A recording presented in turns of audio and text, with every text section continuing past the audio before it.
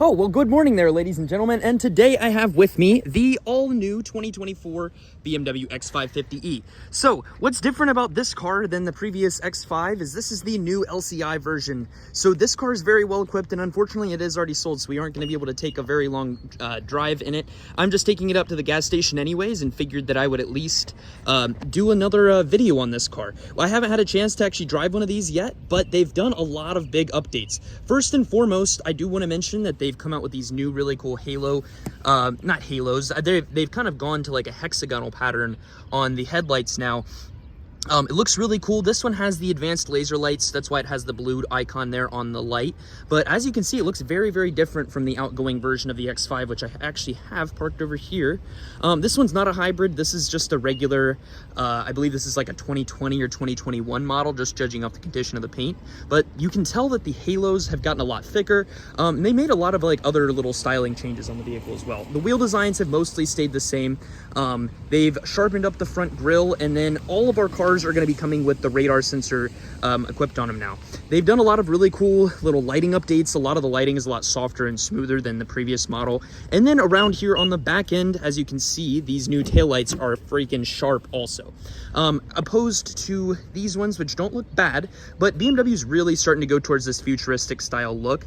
As you can see, kind of they mimic the 5 Series.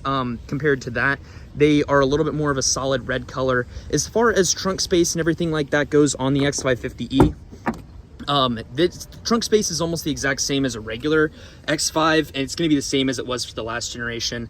In the rear here, you do have a small little storage container, and it comes with a little baby charger that is going to basically, for a hybrid vehicle, that's all that you really need. It takes about 24 hours for a full charge, but you can also still go and put regular gas into the vehicle.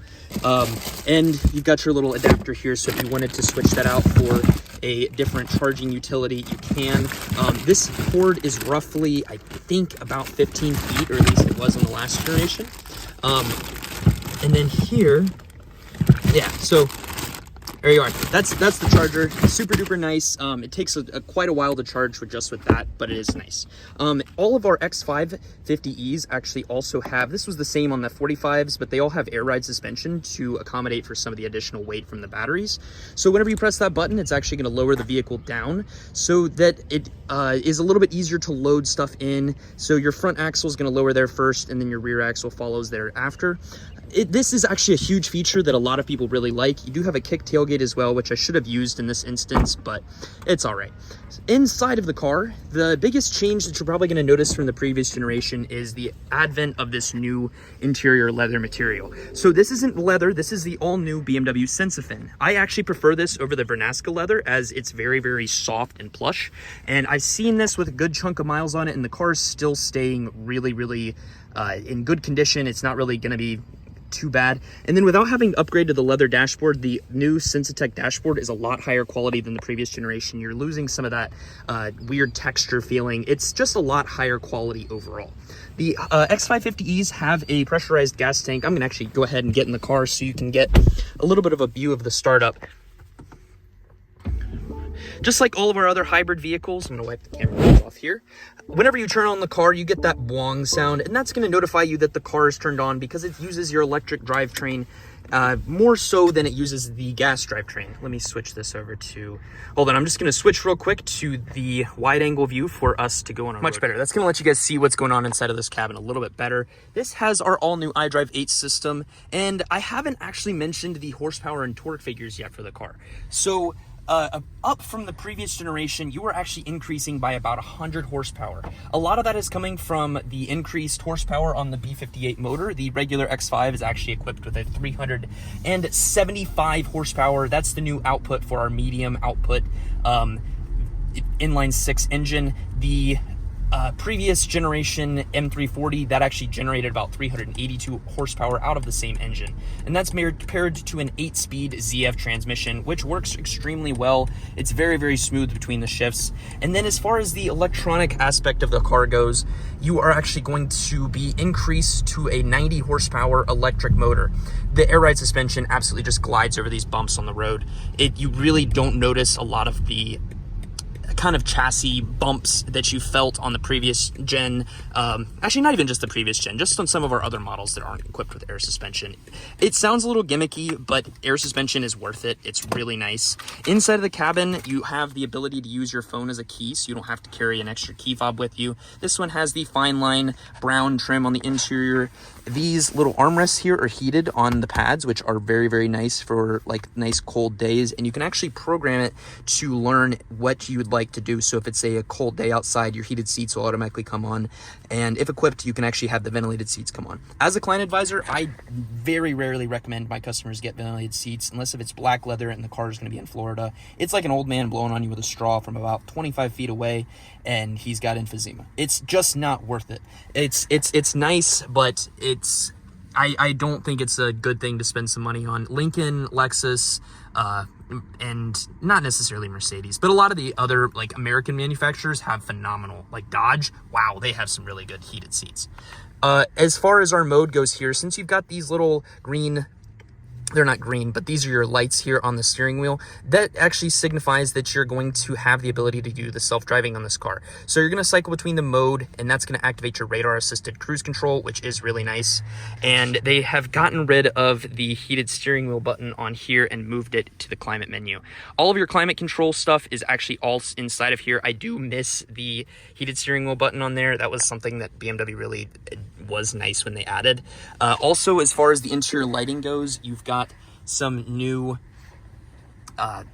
basically new colors. There's about 15 colors to choose from, and they've replaced the runner lights with this cool X5 logo. The X7 has a similar profile setup, and the ventilated seats, this actually does have the ventilated seats. It's nice. It's part, I believe, of the executive package or the cold weather climate package. It's one of the two.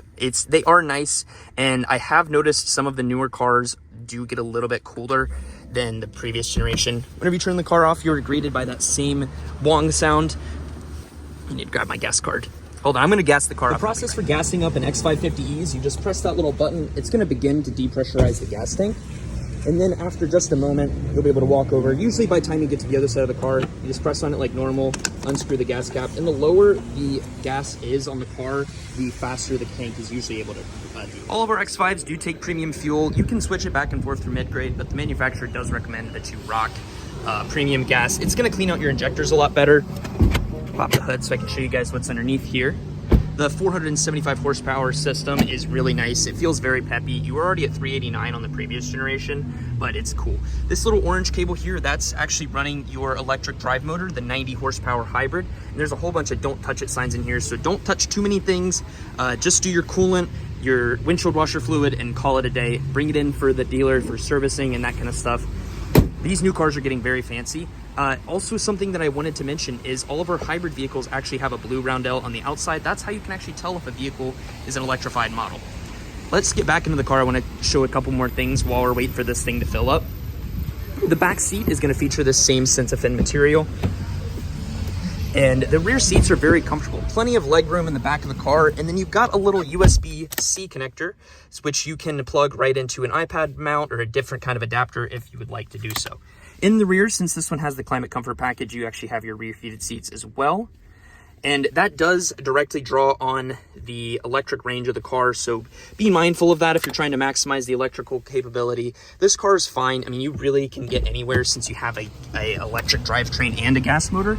And I truthfully think that electric vehicles aren't necessarily the way of the future. I think that there's going to be a more efficient gasoline engine that'll be coming out eventually. There's this really cool liquid engine, liquid motor that I've seen that is a reformed version of the Wankel engine. If you guys are into like the rotaries and that kind of stuff that I have been looking into, that looks really cool. I think it'll be something with the electric range for like close around town driving at around 100 miles. And then you'll have your very efficient fuel engine for those longer treks, because there's a huge expanse of area.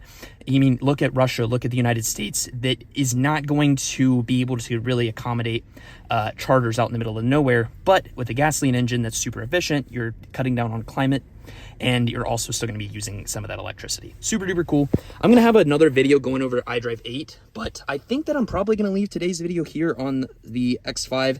I'll show you guys how the electric motor performance gives. I'll give you my first take on just that. I do have a full charge on this car, so we'll have the full amount of horsepower available to us. But BMW has really killed it on the new X5 design. I was excited. I made my first ever community post on my channel for the X5, and the big range is real cool. We're gonna turn this sucker on, throw it into electric mode, and then we're gonna drive back to the dealership. Whenever you are in electric mode, the power and speed are reduced on the car, and I don't know. I'm very interested. First things first, I noticed that the torque off the line is a lot better than the previous one. You had to be very generous with your time frame on how long it would take to get the car started if you were driving it electric only. But now it really just feels like a regular car. Full matted, not full matted, but like pretty aggressively matted. That was kind of what your 0 to 60 time, 0 to 30 time is going to look like. It doesn't feel like sluggish at all. It actually feels like the car can very easily drive itself without getting too caught up in its own way. And I don't feel like I'm a hazard to other people on the road like I did with the 40 horsepower. You've got a heavy car, and you really need to make sure that you've got enough power. And I feel like the X5 with the LCIs really started to get to that point. The heads-up display, I don't know if I mentioned that, but that is going to have a lot of your driving information up there in the heads-up if you're using the self-driving. And it's also full color, so if you have somebody calling you or texting you, that's going to show up in your heads-up display as well. Oh, we got some geese in the road. Excuse me, Mr. Goose. And then the panoramic sunroof, same as the previous generation X5. Really nice. It's standard on the X5, but it is nice to be able to have a little bit more light. Oh my goodness, this thing's actually kind of punchy. That's quite punchy. Wow, I would have no problem driving this thing in electric mode every day. And with a 40-mile range, 90% of people's commute, like my commute to work is only 7 miles. So I could drive back and forth the entirety of my, not the entirety of my week, but 14, 28, 35, 40.